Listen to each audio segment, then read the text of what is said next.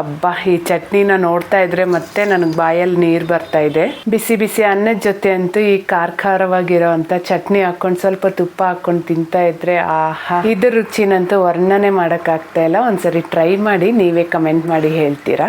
ಮೊದಲಿಗೆ ಫ್ರೈ ಪ್ಯಾನ್ಗೆ ಎಣ್ಣೆ, ಸಿಪ್ಪೆ ಬಿಡಿಸಿ ಕಟ್ ಮಾಡಿರೋ ಅಂಥ ಮೀಡಿಯಮ್ ಸೈಜ್ ಮಾವಿನಕಾಯಿ, 2 ಟೊಮೆಟೊ, 7-8 ಎಸಲಷ್ಟು ಬೆಳ್ಳುಳ್ಳಿ, ಅರ್ಧ ಇಂಚ್ ಶುಂಠಿ, 2 ರಿಂದ 3 ಹಸಿಮೆಣಸಿನ್ಕಾಯಿ ಸಹ ಹಾಕಿ ಚೆನ್ನಾಗಿ ಮಿಕ್ಸ್ ಮಾಡಿ ಪ್ಲೇಟ್ ಮುಚ್ಚಿ ಇದನ್ನು ಚೆನ್ನಾಗಿ ಸಾಫ್ಟ್ ಆಗೋವರೆಗೂ ಬೇಯಿಸ್ಕೋಬೇಕು. ನೀವೇನಾದರೂ ತುಂಬ ಹುಳಿ ಇರೋ ಅಂಥ ಮಾವಿನಕಾಯಿ ತೊಗೊಳೋದಾದರೆ ಫಾರಮ್ ಟೊಮೆಟೊನ ಯೂಸ್ ಮಾಡ್ಕೊಳ್ಳಿ.